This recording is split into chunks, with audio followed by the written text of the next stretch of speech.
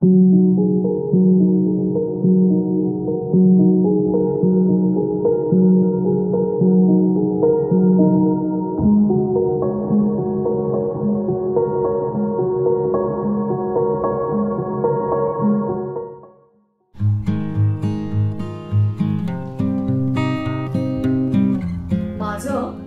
पुस्तक समृद्धी एक भावना ह्याच्याविषयी सांगण्याकरता मी आजचा एपिसोड करते.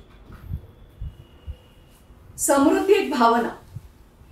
मुळामध्ये आपल्या प्रत्येकाला समृद्धी हवी असते, पण ती मिळवायची कशी, त्याचा राजमार्ग काय, ते कुठल्या मार्गावर जाऊन आपल्याला मिळेल हे आपल्याला माहिती नसतं. मग जर तुम्हाला समृद्धी हवी आहे तर आधी तुमच्या मनाचा ठाव घ्यायला हवा, त्याचा विचार करायला हवा.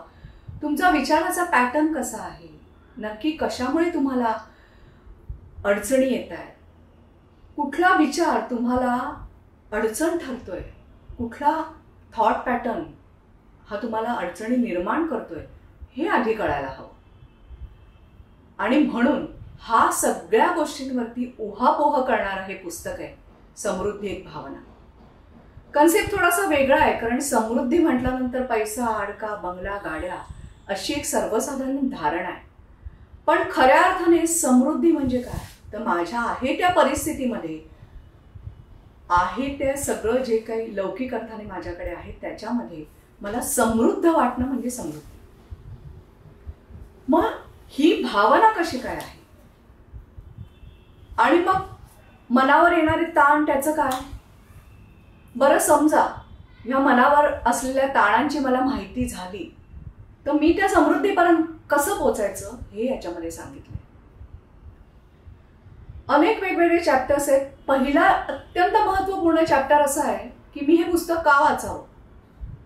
बरोबर आहे, कुठलीही गोष्ट करताना मी जर त्याच्यात माझा वेळ देणार आहे, मी ते विकत घेऊन वाचणार आहे, तर मुळात मी ते का वाचावं हे मला कळलं पाहिजे. त्यामुळे ह्या पहिल्या चॅप्टर पासून सुरुवात होऊन नंतर वेगवेगळ्या प्रकारचे ताण कसे येतात मनावरती सांगितलेले आहे. मग हे ताण आल्यामुळे कुठकुठल्या भावना निर्माण होतात ह्याच्याविषयी माहिती दिली. आणि मग पूर्व स्मृती हिलिंग पद्धती ही तुमच्या मनावरचा हा ताण दूर करायला आणि तुम्हाला तुमच्या समृद्धीपर्यंत पोचवायला तुमचं बोट धरून आपण दोघे मिळून प्रवास कसा करतो ते सगळं या पुस्तकात एक्सप्लेन केलेलं आहे. त्यामुळे हे पुस्तक तुम्ही वाचायलाच हवं जर तुम्हाला वाटतं की तुमच्या आयुष्यात समृद्धी तुम्हाला हवीच आहे, मिळवायचीच आहे. कारण ही समृद्धी फक्त पैसा अडका नाही, तर ही समृद्धी आहे मानसिक समृद्धी, ही समृद्धी आहे शारीरिक समृद्धी, ही समृद्धी आहे आर्थिक समृद्धी आणि नातेसंबंधातील समृद्धी. हो, या चारही प्रकारच्या समृद्धीने तुम्हाला जर समृद्ध व्हायचं असेल तर हे पुस्तक तुम्हाला नक्की वाचायला हवं. आणि नुसतं वाचायला हवं म्हणजे काय, त्याचं नुसतं ज्ञान घ्यायचं नाही, तर त्याच्यामध्ये अनेक लोकांचे अनुभव दिलेले आहेत की त्यांनी स्वतःच्या आयुष्यात या सगळ्या पूर्वस्मृती हिलिंग पद्धतीने कसे काय बदल आणला, कशी काय समृद्धी मिळवली ते सांगितलेलं आहे. माझ्या स्वतःमध्ये मी समृद्धी कशी मिळवली आयुष्यामध्ये ते सांगितलंय. आणि त्याचं सगळ्यात महत्त्वाचं उदाहरण म्हणजे पुन्हा एकदा सांगते की हे पुस्तक आहे. कारण हे पुस्तक मी केवळ 21 दिवसात लिहिलेलं आहे. पृष्ठ क्रमांक आहे 216. 216 पानी पुस्तक मी 25 डिसेंबर 2023ला लिहायला सुरुवात केली. 9 जानेवारी 2024 पर्यंत हे पुस्तक 90% लिहून झालं होतं. इतका फोकस, इतकी क्लॅरिटी मला आली होती. त्याची 2 कारणं. एक तर मी सातत्याने स्वतःवरती पूर्व स्मृती हिलिंग पद्धतीचा प्रयोग करत असते, स्वतः त्याची मेडिटेशन्स करत असते, स्वतः त्याचे जप म्हणत असते, स्वतः त्या पद्धतीने माझ्यावर हिलिंग करत असते. सो मला नक्की काय मांडायचं आहे आणि ह्याची उपयुक्तता आत्ता समाजात लोकांना किती आहे हे माझ्या डोक्यामध्ये क्लिअर होतं. पुस्तक डोक्यात तयार होतं. फक्त 21 दिवस मी ते व्यवस्थित लिहून काढले आणि मग त्याच्यानंतर त्याच्यावरती बाकी सगळ्या प्रोसेस होऊन 11 फेब्रुवारीला हे पुस्तक निर्मल विसावाला जो काही 10 वर्ष पूर्ण झालीचा जो काही दशकपूर्ती सोहळा होता त्याच्यामध्ये हे पुस्तक आम्ही प्रकाशित केलं.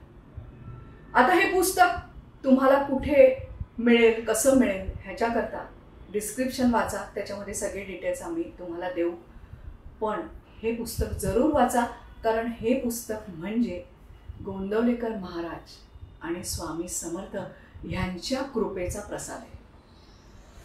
त्यांनी जी पूर्वस्मृती हिलिंग पद्धती माझ्या आयुष्यात आणली, प्लस जी मेडिटेशन्स माझ्याकडनं करून घेतात ते, जी प्रत्येक समस्येकरता कसं काम करायचं ह्याचा आतून जो काही मला गायडन्स येतो, त्याविषयी विशद माहिती देणारं आणि अतिशय सलग साध्या सोप्या शब्दांमध्ये तुम्हाला तुमच्या समृद्धीचा राजमार्ग दाखवणारं हे पुस्तक आहे.